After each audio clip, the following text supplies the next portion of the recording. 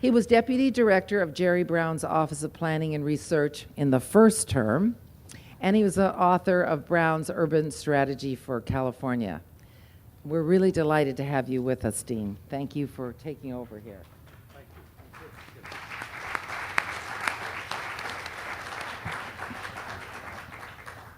Thank you very much. I'm a little disappointed that I didn't get to introduce the members.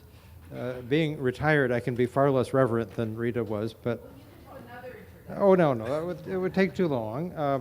I was planning on accusing Senator Lois of being interested enough in the Delta that she could be classified as obsessive-compulsive, and I knew she would take that as a compliment. I was going to... well, in a way, appreciate Senator Fuller's.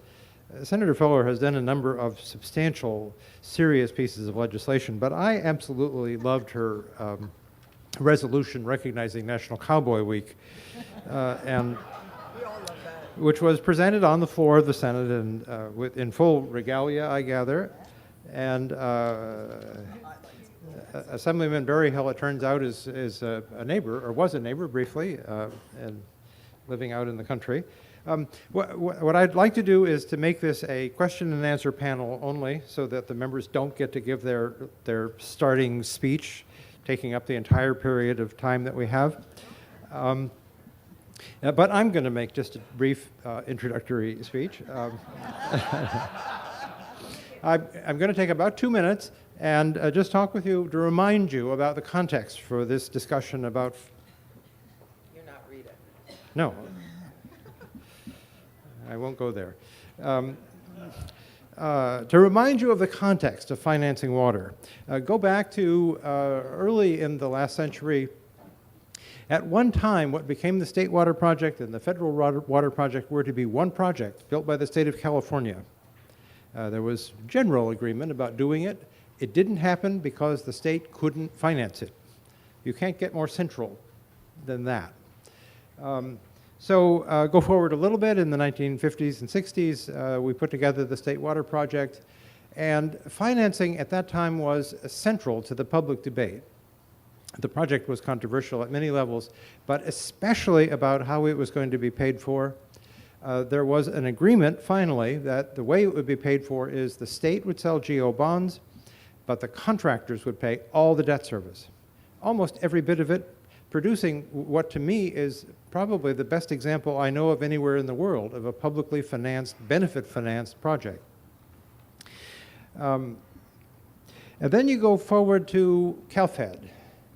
And by the time of CalFed, the discussion about financing had gone subterranean. It was not on public display. There were lots of little technical advisory committees. I was on one of them.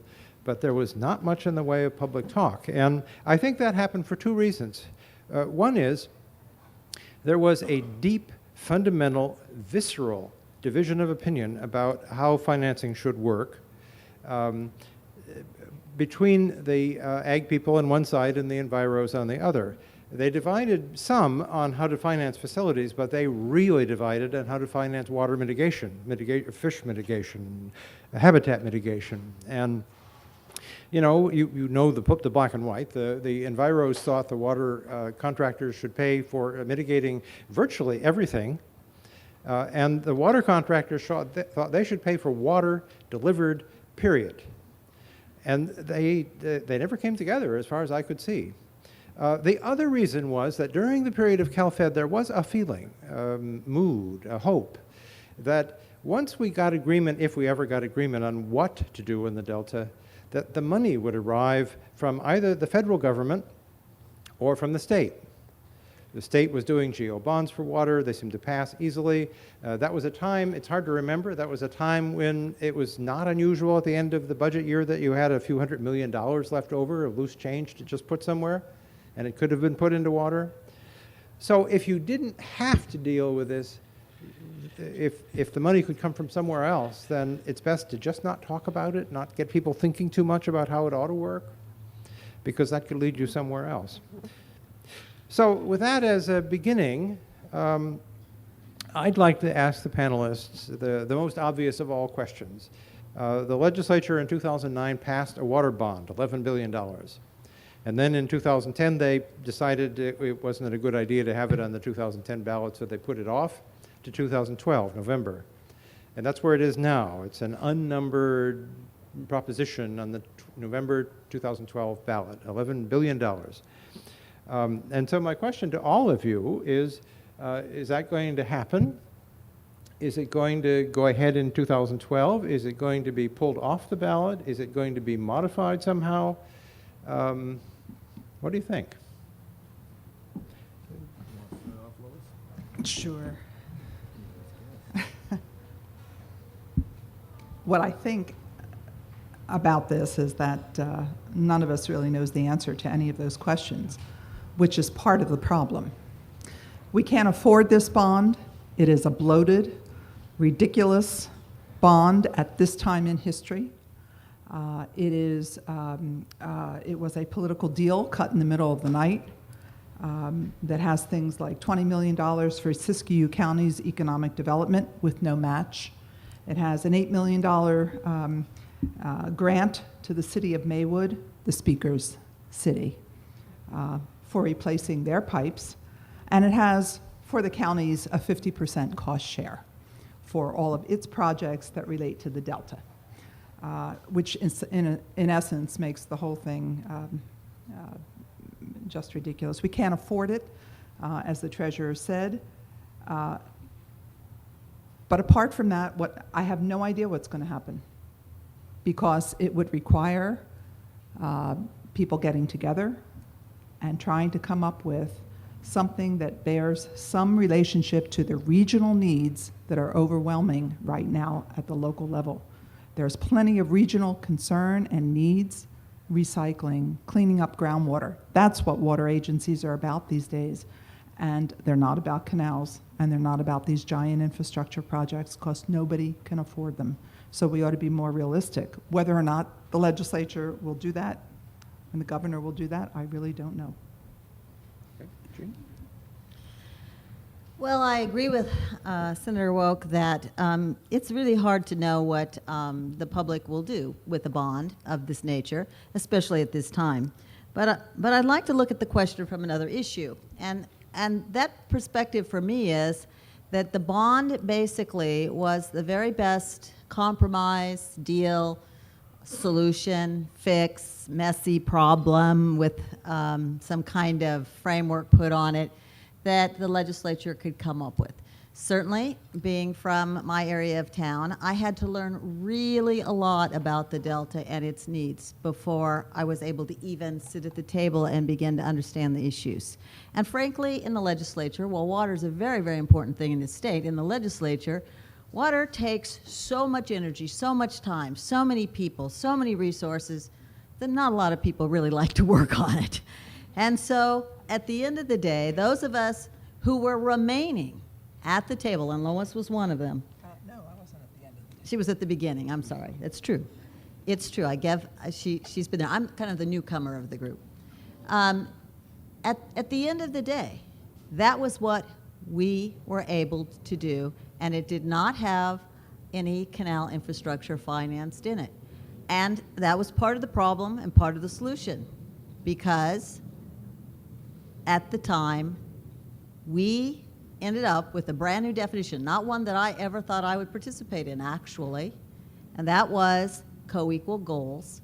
And in my mind, the way I understand co-equal goals, that came out of that discussion, which would not have been my first choice, but after sitting at the table and becoming a shared community, was restoration on one side and reliability on the other side. And the centerpiece, the only thing that we all agreed upon, because nobody agreed upon the other two ends, those were to be defined, negotiated, defining, like we talked about earlier this morning, was conservation.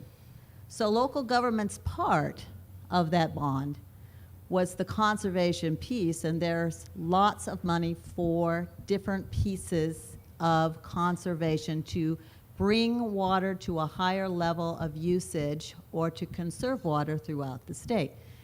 That piece has been sort of buffeted back and forth and is difficult. The other pieces, I think, make a little more sense. So for me, the question really is, I'm an educator. I really want strong education. I got up there and I realized that our state was beginning to fail economically. The education system cannot be healthy if the economic system is not strong.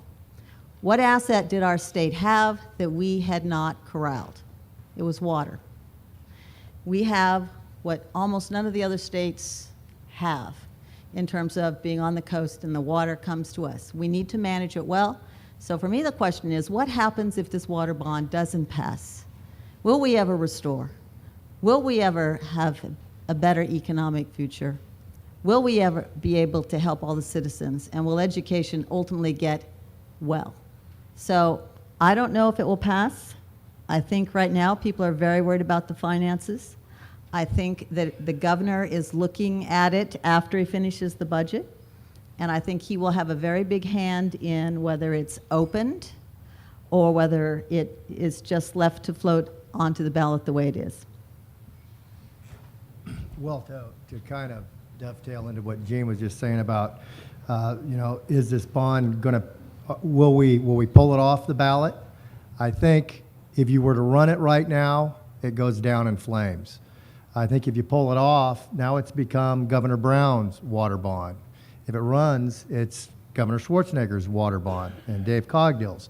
So depending what the legislature decides to do, and my guess is they're going to want to pull it off, then it becomes the governor's. Then my guess would be that they will probably want to reopen it and take a look at it and try to get the price tag down. The governor's talked so much about the wall of debt, and he's exactly correct, that even a $3 to $5 billion water bond might be a very difficult thing to bite off for the state at this current time. I think, to just comment on the whole bond, I was adamantly opposed to it, as Senator Wolk was. I think there are many other ways that you can convey the water. I think there's a lot of other ideas out there that are still being explored. We've proposed Delta corridors. Now we're working on a byproduct of Delta corridors that will be unveiling in the very near future for through Delta conveyance that can be done cheaply and quickly and maybe gain us as much as 1 million acre feet. So we need to look at those kinds of alternatives. They're real and they're out there. And the idea of storage. One of the things that always bothered me about the water bond was how it was written. The storage component was, above ground storage / groundwater recharge / whatever. Well, that just leaves too many openings. You need to tighten the loop on projects like that and name them. And if it's Sites Reservoir, you know what? Guess what? There's private equity firms that can come in and privately fund the construction of Sites Reservoir. They just got to figure out how they're going to get their money, their 10, 12%. And you could do that through dedicating a certain amount of water to them for water banking. Sites doesn't produce electricity, so that would be the easy way to do it. But so there's a lot of other ways to do things, a lot cheaper, and in my opinion, a lot faster. And that's what we ought to be focused on in this whole water issue. A phrase I hear from people who say it with absolute confidence that they're right is that the bond measure is dead, dead, dead, always in triplicate. You're not. None of you are saying that. No. Okay. Good. Register that. I would just say that in politics, what I have learned, and believe me, I'm a little educator who, when I went up there, I was basically everything's right or wrong or whatever. That's true. I just told my class how it was, and that's how they responded. Well, what I found out in politics is, while nothing is ever probable, everything is possible, but only in the last minute and the dark of the night, likely. That is correct. It should be dead. It should be rewritten. It should bear more reality. There should be more reality to it. But who knows what's going to happen? Okay. I'd like to turn to the question of how you would go about financing the main elements of water in the Delta. And because I hope at least that the answer is different for different parts of this, I'd like to divide it up into canal, setting aside the question of whether you like the idea of a canal or not. If there's to be a canal, how would you pay for it? That's one. Second is surface storage. How would you pay for that? I'll go through these again. You don't need to write them down. The third is environmental mitigation. How would you pay for that? And the fourth is, I don't know what the right words are, but delta mitigation. Mitigation of possible harm to the economy and the social structure of the delta. How would you pay for that? So starting with a canal, how would you pay for a canal? I think that those who benefit from the canal are the ones who should pay for the canal. So basically, you would charge the water contractors to pay for the entire cost. Indeed, I would. There are various rumors about how that would work. The Metropolitan Water District has said it'll pay. Some of the water districts have said they won't. What's your assessment of the viability of that? Well, that's why I don't believe that this canal, pipe, whatever it ends up being, this diversion, this conveyance will be built, because in fact there are other needs of the ratepayers in Southern California that they would rather fund than a boondoggle canal, which may not yield the water. I think the reality of the economy and the reality of the ratepayer is something that is very different from the 60s and very different, frankly, from the 80s. And I think that's the piece of this that needs to be, I mean, we have to approach this with some sort of realism. Okay. Senator Fuller? I would like to just say that there isn't direct financing of any kind to the canal. We could never agree upon whether there would be a canal or whether there wouldn't be a canal or whether there would be a bypass or there wouldn't be a bypass. And so that was not part of this bond. So I'd like to set that aside because that question wasn't a part of this. But I would like to bring out the part that there was, in rough numbers, approximately $3 billion for storage and approximately $3 billion for restoration. Just, I don't want to go through all the numbers, but like that was the big two counterparts. And the restoration part comes from the agreement that after we sat through, all of us, sat through 12 weeks of meetings, learning about the Delta and the whole ecosystem that frankly was a lot new to me, that there has to be some type of restoration because the first canal in '82 was not finished, and the unanticipated consequences of that is that there are now needs for restoration efforts in the Delta in order to make a healthy ecosystem, whether or not we have a canal. So I believe that there will be a canal because I believe that at the end of the day, if we do the restoration right and we do the storage right, because that does help the local areas above the northern areas a lot, and we do give money for conservation to all of the local governments, that there's a better chance that at the end we come to a water policy that undoes some of the unanticipated consequences than if we do nothing and the bond either doesn't go on or it fails, and California continues to slide into its economic morass. Yeah, well, clearly if there was ever a canal or pipe built, I would say, yeah, the user pays, and that means water agencies down south. I think when you talk about, Delta restoration, the best thing for restoring the Delta are good flows of water.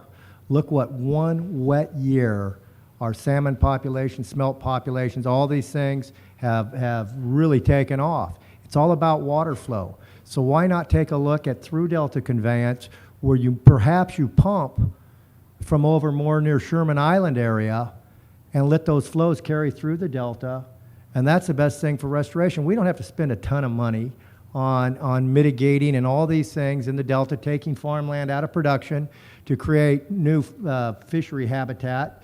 But what we do need is water, and we need water to flow through. And the canal, and the problem with the canal, it doesn't add a drop of water to the system. It simply diverts it around, and it's not right. In fact, from my point of view, it would probably be the greatest transfer of wealth in the history of this country to run a canal around, because you are basically have the opportunity to throw one region completely under the bus to help another. It would be wrong and immoral. And so, like I say, the best thing for restoration in the Delta is good water flows. When you say that I guess you all agreed, I'm not sure about Senator Fuller, that the contractors should pay for a canal if we're to build a canal. Do you see any role for the state of California in selling bonds for this purpose, like with the state water project? The state sold the bonds, the contractors paid the debt service. It's conceivable now that the contractors have a better debt rating than the state, so we may want to go the other way, but do you think about that at all? You know, I can tell you in the Turlock Irrigation District, when we developed our water supply, those were local bonds that were sold to develop Don Peter Reservoir. So I would think that would make a lot of sense down south as well. I see a role for that. I do believe that the users are willing and want to pay for the actual water supply portions. But there's an additional problem. And that problem is that we all know that in land planning, you have EIRs and NEPAs, and you have problems you have to solve in planning before you can do infrastructure projects. And there are costs with those. So the real debate last season was, what are those costs? And most of those have to do in some way with how do you put the system right? And what is a public benefit, because we are only allowed to use state money for public benefits, and what is not. Okay. So let's move on to surface storage. Again, how would you pay for either Sites Reservoir or some other alternative surface storage? Well, I represent Solano County, and I represent a county that built a dam. In the years when there was dam construction going on, and the way that was done was the federal government lent the money, and the ratepayers paid it back over time, and the federal government didn't charge interest. We are no longer in that situation. But the user pays principle has to apply, because if it doesn't, it means it's not economic. It means it makes no financial sense. The dams that have been built since 1990, Los Vaqueros has been expanded, local project. Diamond Bar, local projects. The reason is it corresponds to a regional need. People see the need. They're willing to pay the rates. That basic principle has to hold. And if I could just go back for a moment, when I say that the contractors need to pick up the cost of a canal, the issue truly has been, including the legislation in '09, is who's going to pay for the mitigations, who's going to pay for the restoration. In the bond, that was put onto the public. The real conflict is how much of the restoration and public benefit should the contractors have to pay for the restoration. Nobody wants to deal with that. That's the next subject. Oh, yeah. Okay. All right. Well, it has to do with the bond, too. In the water bond, there's actually, I think it's 23 million that is a federal share to our 11 million in the state. So there is a federal local share cost existing in the current bond.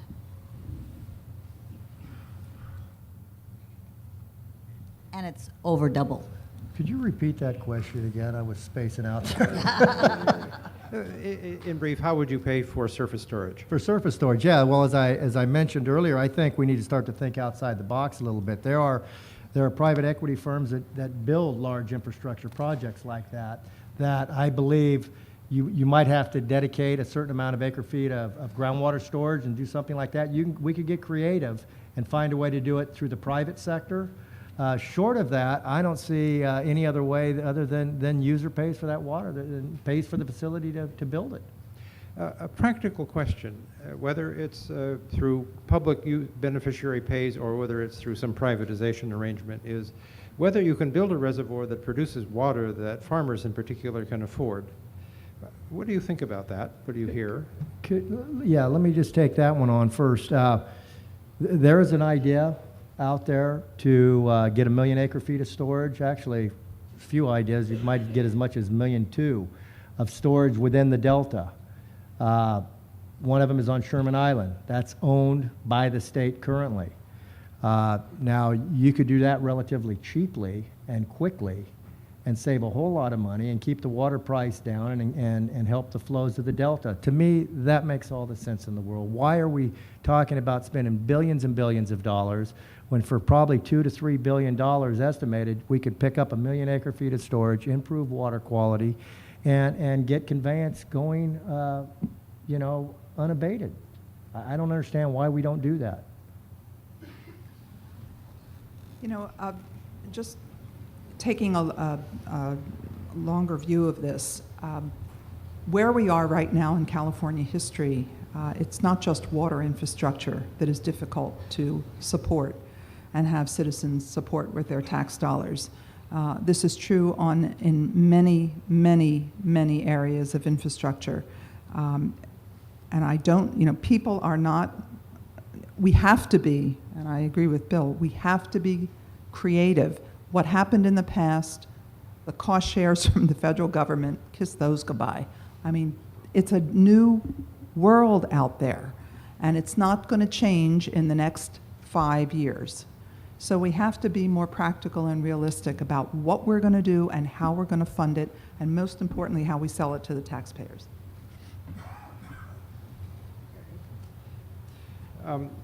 Now let's come to Rita's original title for this panel was The Other Wicked Question, which I like better than the title that we ended up with. And the wicked question within this wicked question is how to pay for mitigation. And starting with straight environmental mitigation, with creating new habitat, with buying water for flows, to maintain flows, if you think you need to buy it, you make your own list. For pure environmental mitigation, who do you think ought to pay? Now, this is mitigation for harm done all the way back to the 60s and mitigation going forward. What do you think? It's a wicked question. I know, but it needs an answer. Yeah, well, I don't think, for starters, what are you mitigating? Are you mitigating a canal? Well, clearly, then there's a whole bunch of money that would have to be spent to mitigate the potential impact of that. Are you mitigating the fact that it was a saltwater marsh at one time? Then that's a whole nother that's a whole nother discussion of that I don't agree with. I think the thing that to me helps improve the health of the whole delta is to make sure we have the proper flows going through and we're not taking so much out of it. I call it the aquarium theory, and that is you cannot change more than 25 to 30% of your aquarium water without screwing up the chemistry of it. And flows in rivers are the same way. I didn't know that. If you start to divert more than 25 to 30%, that's where storage within the delta makes a lot of sense, because at the high flows, you could pull that water in and hold it, and then you could have continuing deliveries down south that you don't have today. So I don't buy into the fact that we ought to be mitigating back to this 60 years ago. I think the delta's fine. We just got to maintain and take care of it, and that means dredging and doing those kinds of things. Since you mentioned mitigation for the canal, let me ask you the slightly more specific question. Suppose we're just talking about mitigation for the additional harm that a canal might do, depending on how it's operated. You said that you thought that users should pay for the canal. Yeah, right. Does that include this kind of mitigation? You darn straight it would. If they're going to pay for the canal, in my opinion, then they ought to pay for the mitigation of it. Why should I pay for mitigating something that's got the threat of wiping my property out in the delta? That wouldn't make much sense. It's hard for me to support that. And so, I think the user should pay for the mitigation as well as the canal. If that was the route we were to go, absolutely. Senator Fuller, do you have a different opinion? These issues are very, very difficult to do. They truly are the mess that we talked about this morning. So all I can speak to is where all of us came to, and believe me, none of us agreed with anybody 100% about anything, but we sent through hours and hours and hours, and at the end of the day, we agreed that there would be $2.25 billion for Delta sustainability, and I will read you some of the things that we agreed upon. One was $750 million for projects in the Delta that support sustainability, including levees, water quality, water flow projects, mitigations, and restoration projects. Skipping down to the next big category, there's a whole lot of little stuff about wastewater facility treatments, et cetera. $1.5 billion for Delta ecosystem restoration, including projects to assist Bay Delta Conservation Plan, attain Natural Communities Conservation Plan status, and to the Delta Conservancy for implementation of the Delta Plan. And there was a 50% match required for those. Now, at the end of the day, this legislature, and remember, I was a school superintendent who decided to do this just a very few years ago, so I am not the last word. But we can hardly agree upon anything. And at the end of the day, we agreed upon this. And believe me, being from cowboy world, I was not excited about going down there and trying to sell it to my people. But at the end of the day, the shared understanding that you heard about in the morning that has to take place, this is it. And now we're down through all those 6 steps they came up with, redefine the problem to co-equal goals. That wasn't the original problem. That's what it became, all the way down to outsourcing the problem to the ballot. That's where we are, and we are going to find out what the people say. But the problem is that we have to have arenas like this to figure out how we can get everyone to understand what the consequences of doing it and not doing it are. Since you cite the Bond Act's provisions, is it a fair interpretation that you believe that some substantial part of the responsibility for mitigation overall and for a canal possibly should rest with the people through Bond Acts? The public benefit portions, which were argued extensively throughout a 1.5 to 3 years that I was there, and way before me, I'm sure, were the parts that were finally agreed upon to be put in the bond. The canal itself was not put in the bond, and that is a user fee issue. And any additional things that might happen from the canal were not really a part of this deal yet, because we didn't know if we're going to have one or not, actually. The mitigations for conveyance were written into the bond. That's what the Delta monies are for, with the 50% cost share for part of this. I have to beg to differ with you about whether anybody even read the darn piece of legislation, any of the 5 bills when they voted on them. I tend to doubt it. Most members of the legislature probably wouldn't be able to tell you when they saw a levy or not. They wouldn't even know what it's for, what it looks like when they fly in from Southern California. The fact is that in this bond, mitigation for any conveyance is entirely on the public. That's inappropriate. The contractors should bear a portion, if not all, of the mitigation requirements. Certainly for the construction,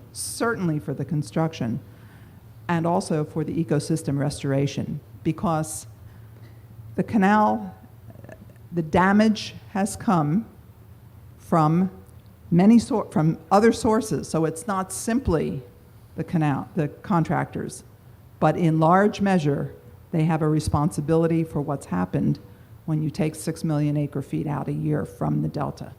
So at the moment, they don't think they should pay anything. That's the struggle. They believe it all should be on the public dole.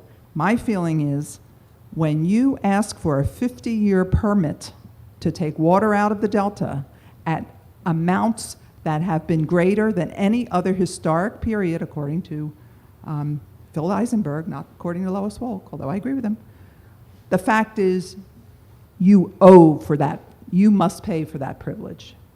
You must pay for that privilege. That's not a right. And that's what they want, is a 50-year permit. assured. Forgive me if I've made anyone think that the contractors are not willing to pay for the cost of the infrastructure for the canal or some of the associated costs that are required. That is not the case. But I would like to say that I sat down and I scratched my head for a long time. I was sort of hoping that the next big problem was more like education and it wasn't going to be water. And how did it get to be water? And how it got to be water, in my opinion, was because it rose to the crisis level. And in the crisis, the three crisis triggers were: one, drought of natural causes, regulatory drought that resulted from unanticipated problems associated with that drought, and three, the collapse of the levee system in New Orleans. I don't think there's any legislator or anyone in this room who didn't watch the levees break in New Orleans. And when they saw that, suddenly people like me, who don't really have that many levees, said, oh my goodness, levees can age, they can get old, they can break. Oh my goodness, maybe I should listen a little closer to what's going on in the Delta.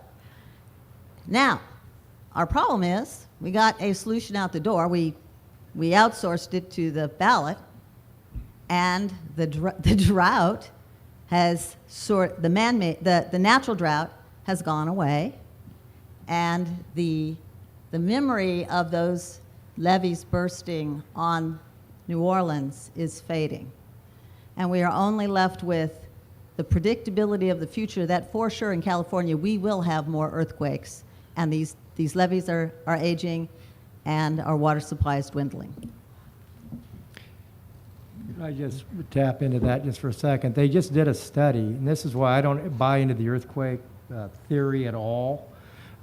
They did a study on, I believe it was Sherman Island, and they did a 7.5 earthquake simulation. The Delta levee withstood it. It sunk just a few inches. The thing that people don't understand about the Delta, and this is the problem we have, I think, and God bless you for jumping on board water, Gene, but there's not a lot of members that are willing to do the grind of learning and getting themselves educated in it. I had a member come into my office after all the votes had been taken on the water bond and everything else, and she said, okay, Barry Hill, you've been griping about all this. Let me see what your plan is. So I showed her this Delta Quarters plan that I was proposing, and after I was all done, she said, well, I just got one question. Where exactly is the Delta? True story, true story. And so part of our problem is people don't understand how the Delta works. Those levees float. They are not rigid levees. They will float, and they will. It's been there 100 years. It's not going anywhere. And you know what? Levees have broke before, and guess what? We repair them, and we pump them out, and we move on. It's happened. We were used to be on McDonald Island. We were duck hunting. We always thought that was a levee that would never break because PG&E had about 90% assessed value of that island because they had natural gas storage there. So it was an extremely well-maintained levee. And guess what? It blew out.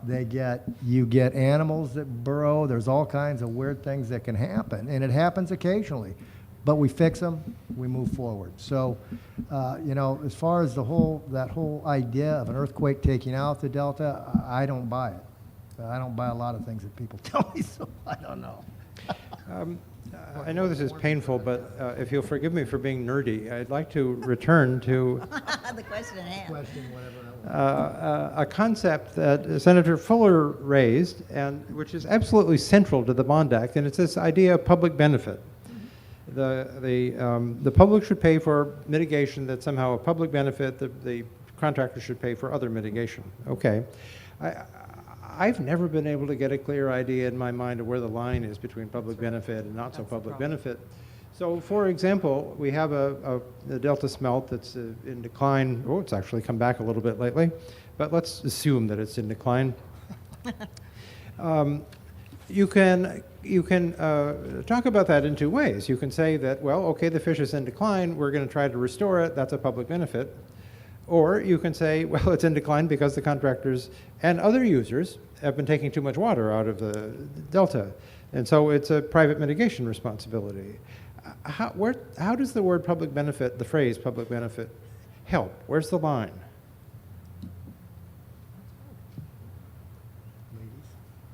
That's very hard. That is the crux of the issue, and that's very, very difficult.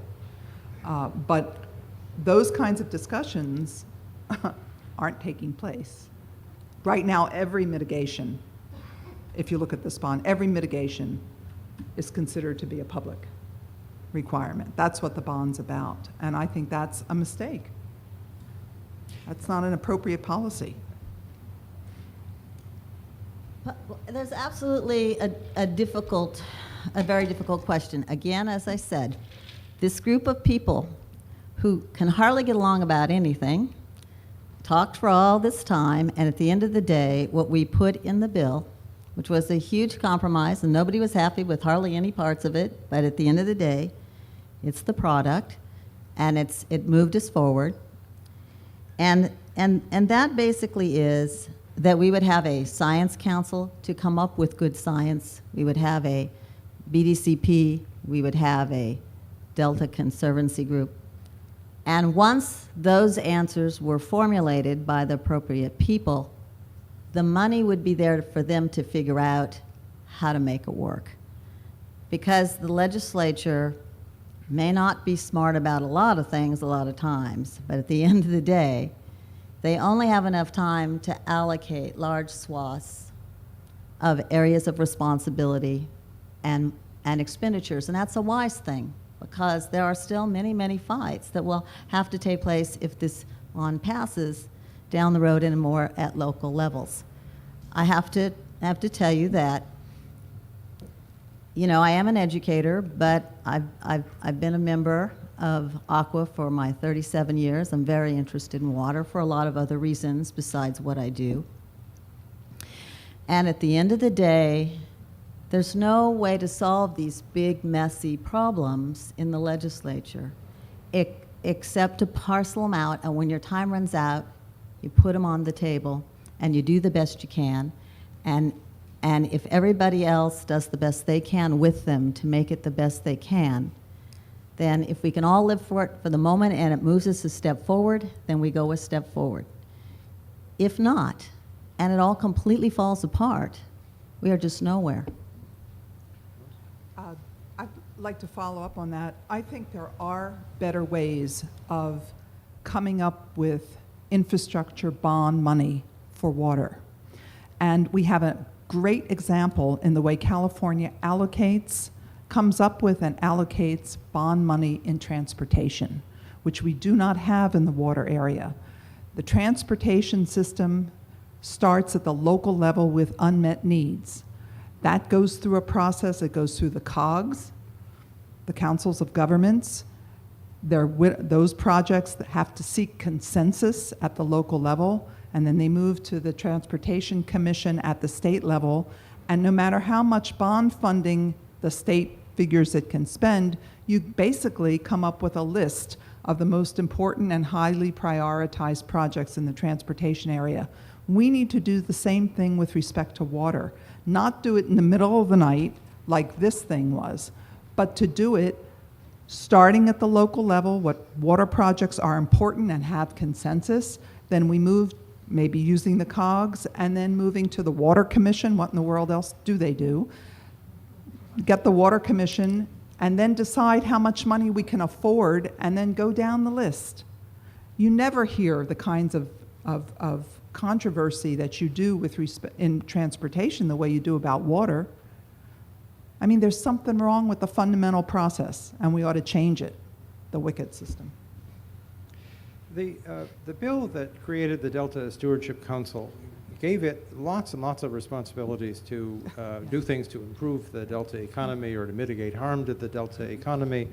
And the main source of money to do those things was the Bond Act, which may or may not happen.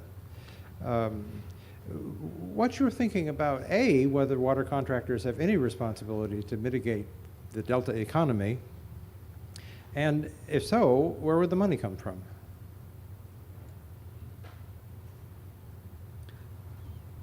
It's hard to find money from any source these days. Yeah. I don't know. I don't know where you get the money. You know, you can't, you know, what are you going to do? Tax the landowners in the Delta? That's not right. Are you going to, I don't know where you get the money to move forward without the bond. And so which case, it all kind of disintegrates. I don't know. I'm curious what Lois has to say on that. But Well, you have different agencies that have been set up. You have a Delta Conservancy, which should be an important addition to the Delta and needs to be funded. It should be funded as other conservancies are. They simply are line items in a budget. When times are bad, they get less money. When times are good, they get more. There probably are about 20 of them.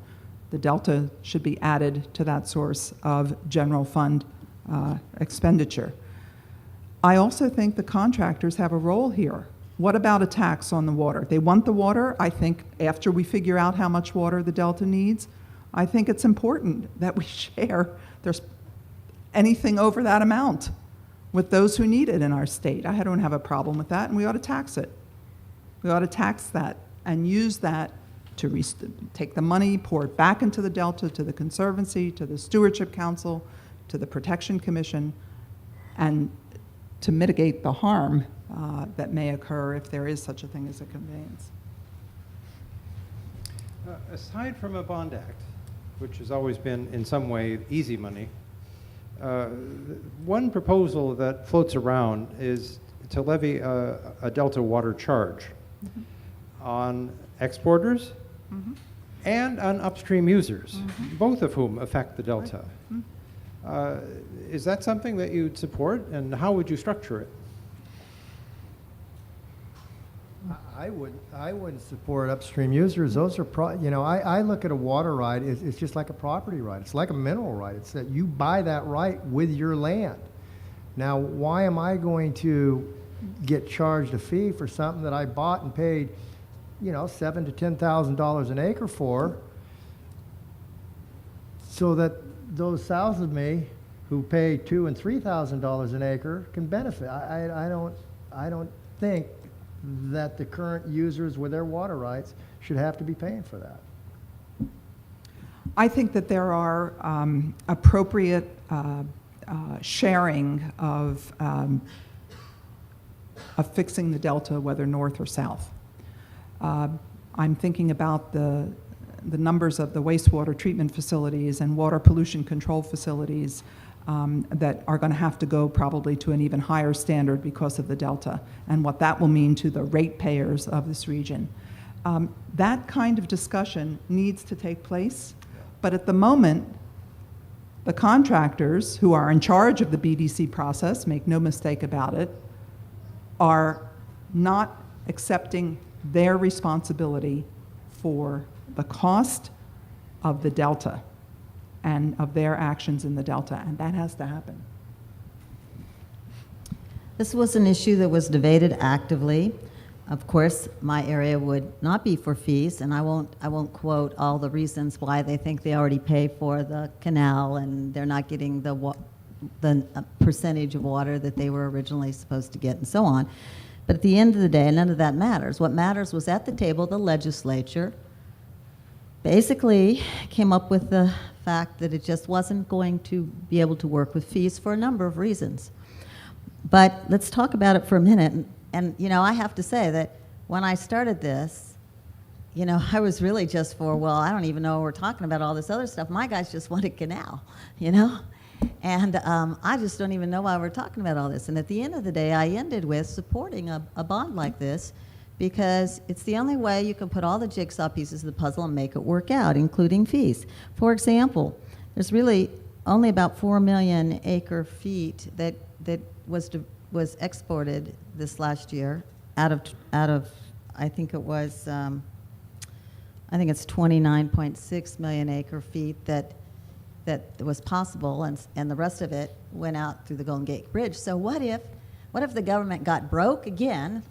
Do you think they might have this problem again in 10 more years, become like not very financially solvable, and they start selling all the water to make money for the government? I don't know. My people will probably be pretty excited about that. But at the end of the day, I came to the fact that all of that doesn't matter. There's not a legal, doable, financial plan that was ever put out there that could have made that work with fees in that way. Now, that is not to say the contractors weren't totally willing to take on the infrastructure parts that were user-related, that were clearly to them in the past history of water law. Is the only way I can explain it, user-related.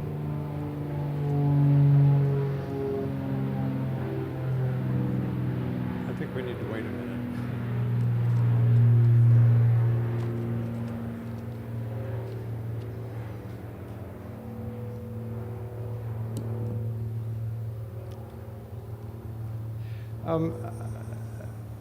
I've run through the list of questions that we gave them. I could think of others, but it might be unfair.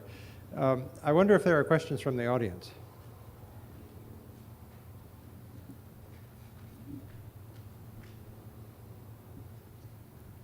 Yeah.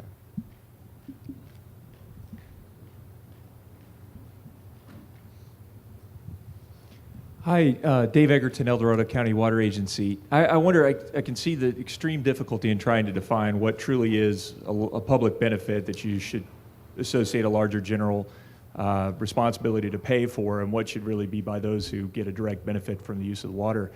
And I'm wondering, if we're talking about public goods charge, and essentially is what you're talking about, is there any way you could ever make that showing that there's a nexus between that public benefit and the people, say, even upstream in the upstream watersheds that would justify imposing that kind of fee upon those agencies? And my real concern is, I mean, it really is, as you're talking about, Senator Wolk, the economy has changed everything, and our local ratepayers and our agency's ability to just to meet the basic infrastructure maintenance is extraordinarily difficult. And I just think that there's got to be a lot of thought put in this before this is advanced, because it really will put good board members, frankly, at risk of being thrown out and jeopardize our necessary CIP. So how do you make that nexus? How do you establish that, I think, is my question. I don't know how you do. I mean, when they say public good, I always have to ask the question of who's good. You know, I mean, that's a very tough. I don't have an answer for that. I mean, I don't know how you make that nexus. I guess they look at recreation, they look at all these other things and see, you know, does the public really get to use it? But who in the public? You know, I mean, when we talked about Sites Reservoir, we talked about the use of the reservoir and all the good that comes with that. But whose good is that? There's folks that are up there by Sites Reservoir is good, but it's not my good. I'm not going to go up there water skiing. So, you know, it's a hard nexus to make. I don't know how you do it. I just think it's a very difficult time to be able to have that kind of discussion. But it is a discussion to have for the future. I'm advocating for a realistic approach to what the ratepayers want to happen and are willing to happen. And the larger questions, I think, are going to have to wait. I just think it's very, very difficult to have that kind of discussion. You know that in your own communities right now, in your own water agencies. Just very difficult to have that kind of discussion. Okay, a question related to your question is, I never was able to understand where the public goods charge that the Energy Commission levied fit in the California constitutional system of fees and charges. As far as I could tell, it just was off by itself and probably not supported by the Constitution. But that raises the question, the Chamber of Commerce on the last ballot had Prop 26, which was their attempt to say, okay, you can charge fees for regulatory purposes, but it isn't perfectly clear, but I think what they intended is you can't use fee revenue for mitigation. That has to be tested in court to see whether that's true, but it's what they thought they were doing. How does Prop 26 affect this whole idea of water fees? Anybody thought about that? Oh, that's really nerdy. It's not fair. It's not so nerdy. It's going to make everything more difficult. We keep the initiative process has just gotten us to a point that we are, I hope not yet, but almost ungovernable. Whether at the local level with the 218 restrictions on water fees, I mean, for heaven's sake, the public health and safety is at risk, and communities can decide not to have their water fees raised. I mean, this is just, we have come to a point where we have to decide fundamental questions about how much of government, what is the role of government, and how much are we willing to support it? I think right now the answer is very, very minimal. Okay, other questions? Chuck Rose from Citrus Heights Water District. I'm going to put Dean on the spot here just for a second. The State Water Project was built 50 years ago, and it paid for itself. Where's the profit going today? They're still moving all that water. They're still selling all that water. There's a heck of a lot of money that's going down the drain somewhere. Well, I have never been able to get access to any sort of intelligible accounting of the State Water Project, so I can't really answer your question. Okay. Neither has the I'll legislature. give you one other one that may help. 60% of the people in California live south of the Delta, maybe more. And there's where that kind of benefit that they pay, they're 60%. But they're looking for us to pay 40%, and you're right about the fact that it's their take, not ours. We're putting in the water. Now they want to take some more of it. But I guess the question is, I would ask you, and first let me thank you for your comments today, because that's refreshing to hear that the legislature really is hearing us. Would you go back now and change what you gave the Stewardship Council the right to do, according to them? They have a mandate to do what they think they need to do to fix this problem. The flow standard they started, or the one they're saying, is not sustainable. We've been working for 10 years to get a flow standard on the American River and still do not have one. And now they're talking about 3/4 of the unimpaired flow going through the Delta. Unsustainable. Any comments on flow standards? We absolutely must have flow standards. Water is essential to the future of the Delta, and it should be based on science. And I, for one, applaud the Water Board for finally stepping up to the plate. It really needs to do that. And it may not be the answer we want to hear, and it may be very difficult, but it's an absolutely critical and essential piece of what we're going to be doing, or should be. It should be, I hope it is, what we do in the future. As long as the science is well informed on both sides. Unfortunately, when I started, no, I didn't understand why we would need, but it was part of sort of the compromise that we all have to make. And as an educator, it makes sense to me that if we base this on good science as best we can, that we'll all do better in the end. But there's this fundamental problem in that question, which is that rivers meander. I don't know much about a lot of things, but I had a lot of geography, and in geography, they teach you that as rivers get old, they meander.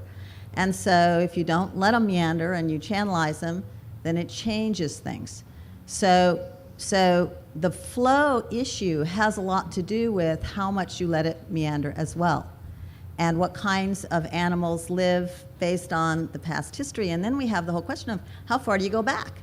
And in this 12-week meeting for like 3 hours every night, 2 nights a week, we went all the way back to like, what would it look like 100 years? And what if we went 200 years out? What would it look like? I mean, I'm sitting here going, oh, golly, this is beyond me. But that's the problem. That's a really big, messy problem that we have to tackle. And probably when we get the right answer, nobody's going to like it. But there's something that has to be done, and that is both sides of the people in the field, voices have to be heard. And recently, the thing that made some of us not trust well was one of those voices was more or less silenced. So I can't go back and undo what's been done. I'm an optimistic person. All I can do is try to keep going forward, because I know if we don't solve this problem in California, it has dire consequences for our grandchildren, probably are just our children. Don Cotton. I have a question regarding the projects that might possibly be funded using some sort of private public participation arrangement. Is there any study going on in the legislature at the moment, authorized by the legislature or authorizing various, one of the departments, such as resources, to undertake any kind of analysis to determine which of these projects could actually be funded that way and could therefore be eliminated or at least modified in the proposed bond issue? I can tell you, we've had discussions with some of the administration. It was brought forward during the budget talks last year by myself. That's about as far as I think that whole idea is gone. We need to explore it a lot more. And every project's different on how it would, the bottom line is if you're an equity firm and you do that, you pump in $3 billion, you got to be able to get your 10 or 12% back for your investors. And so every project would probably be a unique challenge on how you figure that out. Sites in particular, because it has no electrical capability, you'd have to figure out how you could perhaps, and we've had these discussions, but as far as studies or anything, no, we haven't done anything. Let me just go back to the previous question for a second with the Stewardship Council, and for starters, I didn't support that, and just as a point I want to make is I don't ever believe that the way you fix a problem in governing a region is to add more bureaucracy, and that's really what that whole thing did. It just created more bureaucracy, and I think that at the end of the day bogs everything down, and then you get to, well, how do you fund it? And if the bond doesn't pass, it all blows up, and it was for naught. So that's just where I was on that. So what I'm wondering is, if we have troubles with the bond, hi. Where are we over there? Hi, sorry about that. If we have troubles with the bond, but our initiative process and the takings clause are preventing people from attaching fees, what's going to prevent the eventual gridlock where people who don't live in the Delta throw up their hands and say, well, we don't want to pay for it, so we're just happy with the status quo being like it is? I mean, how do we actually sell the solution to people who don't have to live with the reality in their backyards?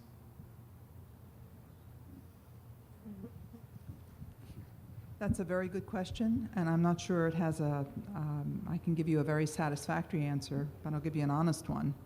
I think we are at gridlock on water because of the unreality, as I've said many times today, of how the various parties are approaching the issue. People think they can have everything. The notion of shared sacrifice does not exist in California right now. So why are we surprised that we're at gridlock in water? I'm not. And it's going to be very difficult to change that at this time. Dean talked about the State Water Project, its inception. The 1960s were a very different time, a time of expanding economic horizons, when people graduating school had 1, 2, or 3 jobs waiting for them, when it cost very little to go to the greatest university system in the nation. We're not there now, where you could buy a house if you had a job, and most people could find jobs. We're not there now, where the federal government used to pay for, heaven forbid, wonderful things like levees, like interstate roads, like sewage treatment facilities in towns of my side, the town in which I live, and many of the others of yours. That's not where we are, and we have to get realistic really fast. And the fact, otherwise it is gridlock. Well, I'm the new guy, so maybe I don't know. But at the end of the day, this bond represents an overall framework that we haven't had before. Not perfect, but it can move us forward. That everyone's so interested in it is a really good thing. And that you're having public forums like this is a really good thing. If you don't think I'm really intimidated to be here today with legendary Lois, believe me, she's been in the water field. I mean, I used to read about her in Aqua, and so, I'm a relatively new person. But at the end of the day, the whole initiative thing, if the people don't have a voice, and if they're not able to weigh in, and if they're not able to judge, and if they're not able to voice what they want, the whole assumption of our whole government doesn't work. So at the end of the day, yes, this is really hard. But I just can't say we're totally at gridlock, because this bond would never have gotten out if we were totally at gridlock. And if it dies, I can't look all of you in the eye and say there's no hope, that none of your hopes and dreams will ever come to fruition, because we're at gridlock. We won't be able to solve any problems. So I don't think we're completely at gridlock, I think it's a really, really tough issue, but I am really concerned about two things. One is, remember this morning when they said the only thing that changed people that were true believers, because that's what we all are, true believers in our own camp, and we have our own specific interests, was a near-death experience and crisis. Well, our crisis, the water drought is like hard to remember, and the near-death of New Orleans is getting harder to remember, and we've got other worries. So the real question is, how do we as a society cope with a really hard problem with so many diverse voices and move forward? And there will be a lot of people that kind of give their lives, basically, and will die and already have, that are no longer, like, die to political life as a result of just trying to move it forward. So today, to me, that's what I would like my position to be, is that we have to keep moving forward. We have to make this the best that we can. It takes all of us. And at the end of the day, I don't think that, like, even if this passes, it's not perfect. We're going to have to keep working on it. And if it doesn't pass, then whoa, we just got to be lucky that nothing really bad happens to us for another good long period of time, which the last time was it, I'll have to ask Lois, I can't remember if it was 20 or 40 years, but I think it was a real good long time between when they had the last water bond. Thank you. Yeah, I think at the local level, when no water comes out of the tap, that'll get everyone's attention. Water is kind of, let's kind of see it like electricity. As the price of energy goes up higher and higher, other alternatives start to make sense. I think technology is improving when it comes to desal and those kinds of things.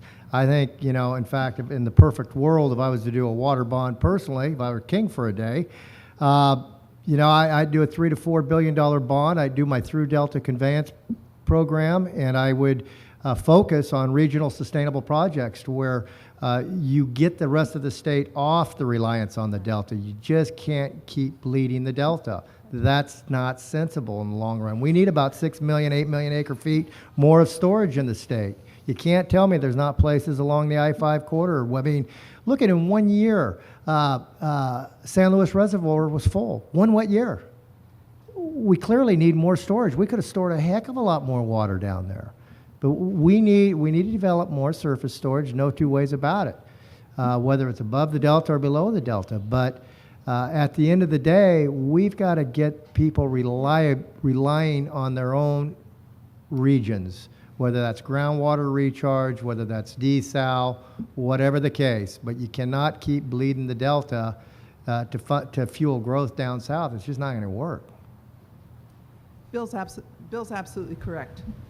What would pass with a big, again, effort and consensus, I think, would be focusing on regional projects that water districts have determined that meet their regional needs. And that would be what everybody's asking for: more money for recycling, more money for conservation projects, more money to clean up the local groundwater, more money to look at desal and try and make something happen there. Those kinds of things there is consensus on at the local level. They require some kinds of incentives, some kinds of assistance, and that's been the role of the state. That's an appropriate role of the state at least for the next 5 to 10 years, I think. We've all been reading about Occupy Wall Street. What do you think of Occupy DWR? Occupy DWR. Oh, I'm for that. Somebody mentioned not knowing what the State Water Project, did you say that, Dean, not being able to figure out what the State Water... Where's the Delta? Oh, okay, no. Trying to get the State Water Project on budget has been a major effort because they allege that it's private and they don't have to reveal all their figures. That's to a legislative committee. Well, there's a lot of work to be done here. We have 1 minute. Is there any closing thought that anyone wants to offer? I do just want to say that even though, this is a tough topic for us, we all do really get along. When you first come up to the legislature, you find out that people don't get elected unless they're charming. And so on our off time, we're all charming to each other. And so we do really like each other. But when we're up in front of all of you, it's really tough. We have to say, and we're trying very, very hard to mask those feelings of third grade that, no, this isn't right. So thank you all for being such a great audience and allowing us to have some charmingness preserved for tomorrow. Yeah, you know, and I just want to thank everyone for coming out Thanks here. to the Water Education Foundation. Water sometimes isn't the sexiest issue in the world, but, you know, remarkably, it's probably the number, you know, it's one of our top priorities in California to get something done, and yet very few of us take the time to understand it. So by you coming out here, hopefully you've gained a little knowledge from ourselves and the other panelists. I am an optimist. I'm a farmer, so I always believe that next year is going to be a better year. If I had a dime for every time I told my wife that, I'd be a millionaire. But, and I believe that there are solutions. I believe I'm going to be presenting some solutions of a hybrid plan to pick up storage and conveyance and improve water quality. That's the next thing down the line. We'll see what happens with the water bond. I mean, if that gets pulled, then I think perhaps the through Delta conveyance gets a better look at. So we'll see. But thanks for coming out.